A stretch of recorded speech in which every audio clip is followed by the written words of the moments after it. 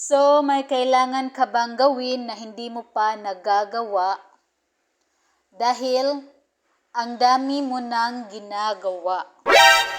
So, sobra mong busy, may mga bagay ka nang hindi nagawa. So, kumusta naman yung boss mo? Hindi ba nagalit? Impress your boss with to-do list. Charot. Wow! Wow! So, elevate your productivity with Microsoft Excel to-do list monitoring. So, discover to organize tasks, track progress, and stay on the top of your work. So, paki-translate na lang ng Tagalog or Bisaya. So, sa status, highlight muna yung itong part na to. Then, click conditional formatting. Then, click new role.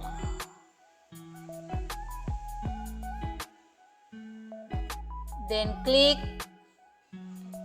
icon sets. Then, click this one, yung my mark check. Then, show icon only. Then, percent number. I type number, percent number. Then, value 1. Then, click OK.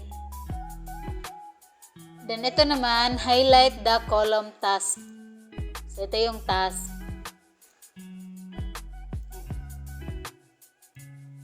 Then, click conditional formatting.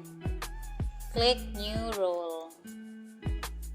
Then, use formula to determine which cells to format.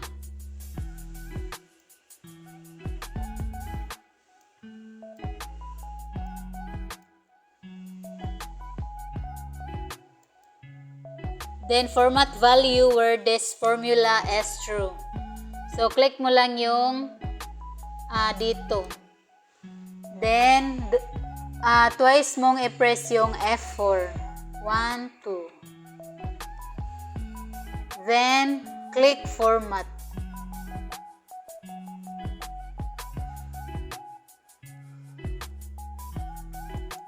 Double click.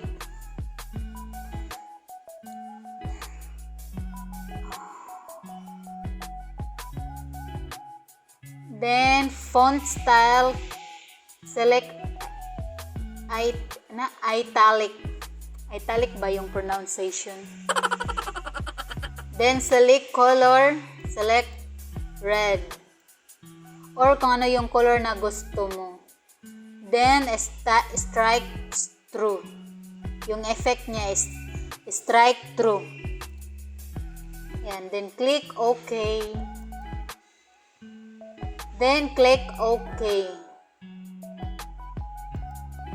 So, halimbawa, check email unit tab. So, halimbawa, kung nagawa mo na ito, enter 1. Ayan. Check na siya, meaning nagawa mo na yung task. Then, inquire Bosch Safety Officer 2 training. So, nakapag-inquire ka na, enter 1. Ayan. So, sobrang ganda. So, hindi ka talaga makakalimot yung mga gagawin mo. Delivery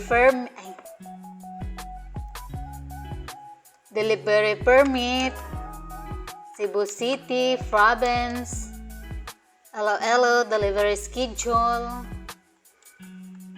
e-gov transfer, nakapag-transfer ka na ng e-gov, then nakapagbayad ka na ng SSS, kaya hindi ka na maabutan ng due.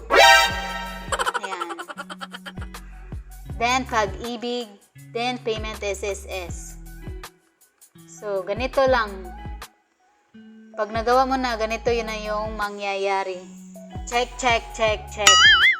As simple as that. Diba maganda? Charot. Ayan. So, that's all for this video.